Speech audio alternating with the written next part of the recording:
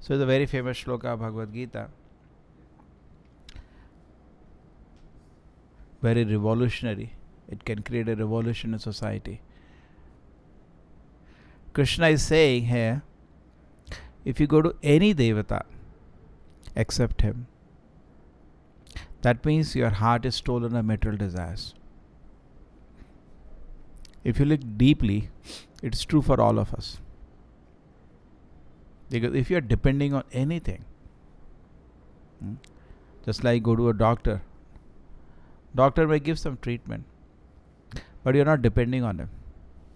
Because you know he is also a small insect in the hand of the Lord. Your dependence continues on the Supreme Lord. You go to a teacher and meet him. Your dependence is not on the teacher. Finally, Krishna is in control. You may run here and there, but you are very much aware Krishna is in control. Not the small insects. That makes the mind of a devotee very calm. And even if there is an adverse situation, he knows Krishna is taking me through the situation for my own self-purification. So he doesn't run like a monkey here and there. He is fixed at the lotus feet of Krishna. And it can be shown by behavior. That is the famous instance of Ambarish Maharaj. And who just says there, Durvasa. What happens? Durvasa Muni unnecessarily gets envious because he has some other things to fulfill than devotional service. And he wants to kill Ambarish Maharaj for a very small offense. And there is the Sudarshana of the Lord at the palace of Ambarish Maharaj, which kills the demon he has created to kill Ambarish Maharaj. And he tries to kill Durvasa. When Ambarish Maharaj was threatened with death, he just said, it's beyond my etiquette. He is also a powerful king. He can lift his weapons. But he said, I cannot lift my weapon against a sage. So he is angry. He wants to punish me. Let it be so. So he stayed within the boundary of his etiquettes and behavior. Correct? And something is coming to him. He just accepted whatever the punishment comes. Like Parikshit Maharaj accepted the punishment from that small boy. So I will not attack. I take it. And then what happened? But Durvasa Muni was not on the boundary of, his surrender to the Lord at least. There was no surrender to the Lord. He was running here, there like a monkey. He first went to Brahma, please save me. He went to Shiva, please save me. Then he went to Lord Vishnu. And Lord Vishnu refused to protect him. He said, no, you offended my devotee. If he wants, he can pardon you. But I am a property of my devotees. Now devotee is upset, go and save yourself. And he comes all the way, and this is actually a very, very important lesson, this pastime of not offending devotees. This pastime has, every pastime, like Ajamila pastime we read, has focus on the chanting of the holy names. And this pastime has a focus on not offending the devotees. And then he comes take blessings of the Ambarish Maharaj. Durvasa Muni falls at his feet. And Ambarish Maharaj actually was waiting. Where has he gone? He was still fasting. A different kind of people. We cannot do that today. It seems for 1 year he was fasting, continuing. He continued his fast. He had broken his Ekadashi fast with a little water, and now he continued his fast because he's waiting for his guest out of etiquette, out of culture. Where is he gone? But today you cannot do. He will die within 3-4 days. Different kind of people, different times. And finally, when he comes, Durvasa Muni falls at his feet. He says, please protect me. Ambarish Maharaj says, my dear Sudarshana, if you have done anything good, please give it to him. Save him. He's ready to give him all his assets. That is the nature of a devotee. He has nothing in his heart. He offended me, good. You got punished. See, you tried? You tried, no? See how you got punished. It's a great heart, great heart. How such a great heart has come? That's the symptoms of Vaishnava. Vaishnava has many, many beautiful qualities. This is one of the qualities. He easily forgives. And then, both of them have lunch together after a long time. One had been running for his life. He had no time to take lunch. Other person had been waiting for him. So anyway, the lesson here we learnt was that Durvasa Muni was running here, there. He had basically material desires. And mostly in society, we run to temples also with material desires. Focus is ourselves. And then there is no spiritual advancement. We have, even as congregation, 1 level, 2 level, 3 level, 4 level. Last level is somehow roll the beats. No service, no desire to do service. I remember, and that's why we know chanting is also rubbish. We know by the result the chanting is rubbish. Everything is known by the result. I told you the example of Lord Chaitanya. Lord Chaitanya's time, there was a Muslim, and he was a king, and he came to know Lord Chaitanya is extremely popular. He was there in India during Muslim rule, 500 years ago, correct? British rule is some 200 years ago, so 500 years was a Muslim rule. So what happened one day, he came to know Lord Chaitanya has come to the boundary, because there are small, small kingdoms all around. So I think there was Harish Chandra or something, the main man of Pratap Rudra, who was a great Vaishnava and great devotee of Lord Chaitanya, was, I think his name was, Mahapatra his name was. He was taking care of Lord Chaitanya's travel. He's just watching as Lord Chaitanya is traveling to see his protection. Now he has to cross across this, river which belongs, and the next area belongs to the Muslim king. So he wanted to be safe. So they were halting there. But Chaitanya Mahaprabhu's influence was such that millions of people are coming to take his darshan and were getting magically transformed just by seeing him to Krishna consciousness. That is what is the behavior of a Mahabhagata. Just by seeing him become a devotee. In fact, Lord Chaitanya, when he not only spoke that, he showed an example of that. So when this person came to know Muslim king, he is interested. What's there?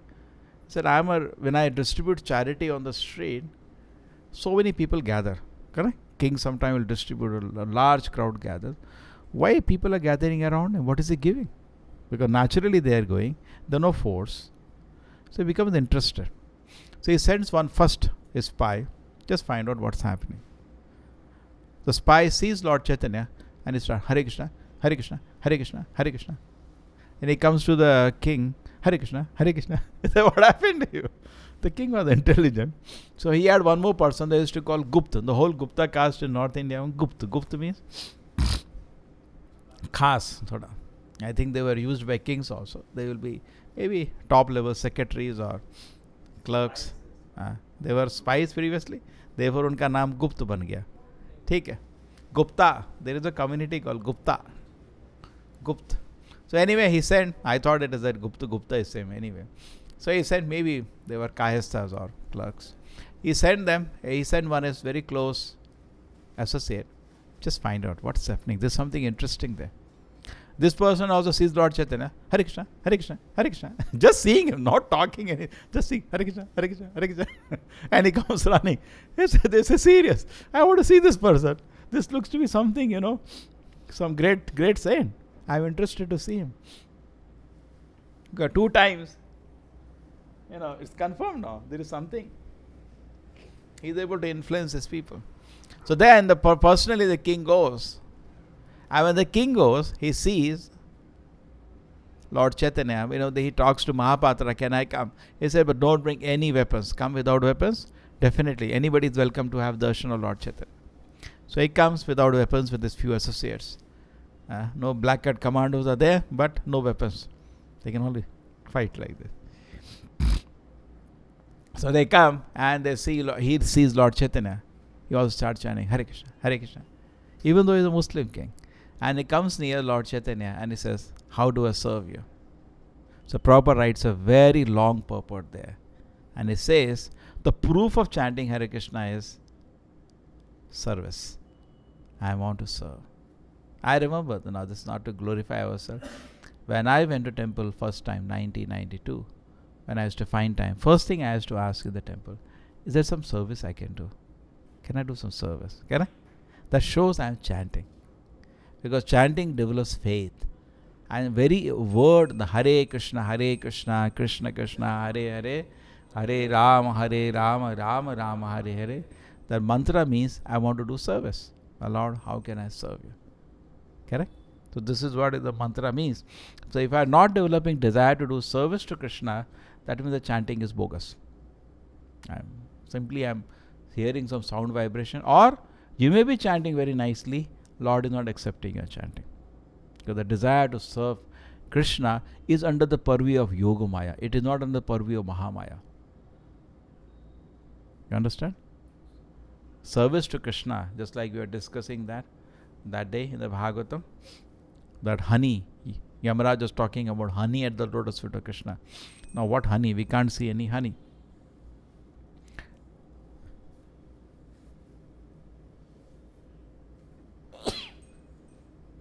Rupa Goswami also says, I want to become a bee to lick the honey at the lotus feet of Krishna.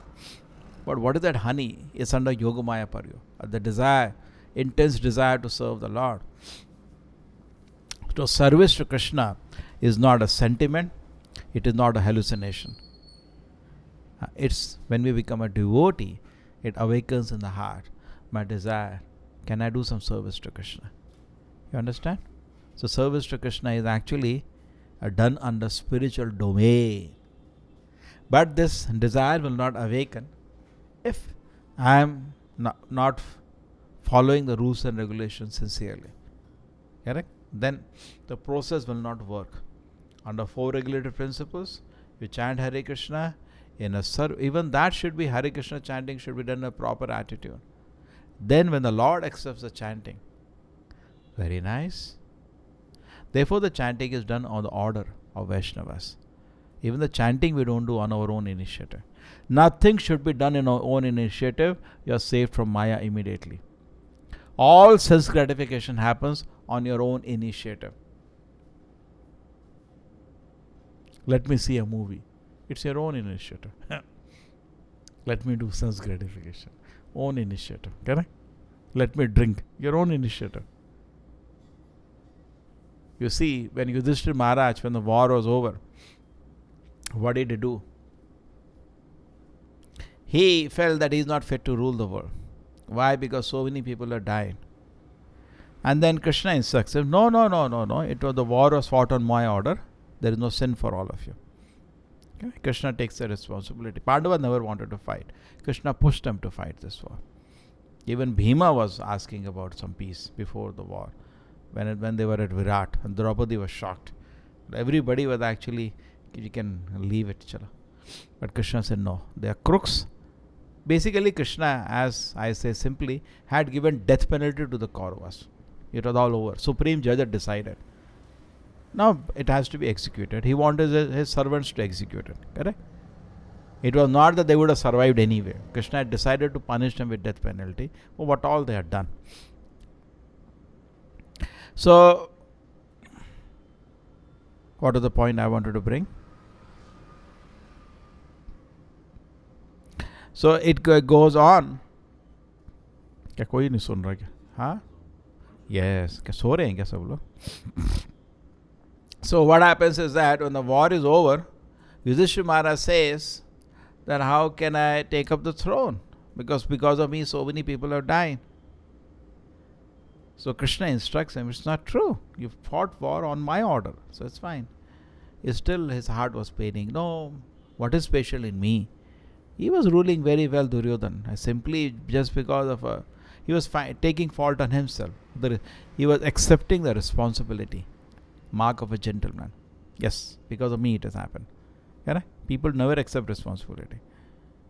The next what happens that Krishna takes him to Veda Vyasa, who is the greatest learned authority in the Vedic literature. He instructs him. Still he is not convinced. Then Krishna takes him to Bhishma. And Bhishma convinces him. He says the citizens are lying, shelterless, waiting for your rule. What are you going all these things? And then he instructs him about the plan of Krishna. And he says, fine, I will rule. Then he goes to, it was Krishna's arrangement actually to glorify Bhishma. Otherwise Krishna can convince anybody. Then Krishna takes him to, then Yudhishthira Maharaj on his own initiative goes to Dhritarashtra and he asks him, what do you think I should do? He said, please rule. So just imagine, he is doing anything on the order. Personally, he is thinking himself incapable. This is how any service should be done. Why are you doing this service? Who has told you to do it? That's the first thing in my mind. Then you are doing devotional service. Devotional service is not done on your own initiative. That's not the way to do it. Including your chanting. I'm chanting Hare Krishna because it has been ordered to me. Some Vaishnava has ordered me. Please chant. Okay? I'm reading this book because I've been told to read this book. I'm taking prasadam because somebody has told me you should eat prasadam. Now this kind of mentality should be cultivated as a servant of Vaishnavas. Correct? Dasa dasa anu dasa dasa anu dasa dasa anu dasa is not a story. It should be practiced. Then you become humble. Correct? This all doesn't remain a story. It becomes practicality now. The life is very humble. And you never fall into Maya. Never fall into Maya. Because Maya, no good authority will tell you to, no Vaishnava will tell you should watch a movie. Because there is no order like that. You will never do anything wrong because you are not instructed to do. Yeah. You got it? This is the only way we have to cultivate this consciousness. Otherwise, these 6 things are waiting. Kama, Krodha, Lova, Moha, Mada, Matsya are waiting to detect you. Do this, do this, do this, do this. And we are following. Yeah, very nice, very nice. Instead of that, it is say, Tamo dwaram yoshitam shangi sangam. Mahat seva dwaram ahu mukte. Tamo dwaram yoshitam shangi sangam. If you take the advice of Mahat means we are Prabhupada. The Mahat, and on behalf of Prabhupada, we are preaching. So Mahat means Mahan, great people. Okay? Mahat Seva, if you agree to serve them, Mahat Seva, Dwaram Ahu Vimukte, your Mukti Dwara opens. And Tamo Dwaram Yoshitam Shangi Sangam, if you make the company of the people who are interested in Yoshi, sense objects, means woman and money, you are opening your doors to hell. So your choice, which door you want to open. Okay? And then how do you know? How does it affect? Because Mahat will give you all orders for spiritual advancement.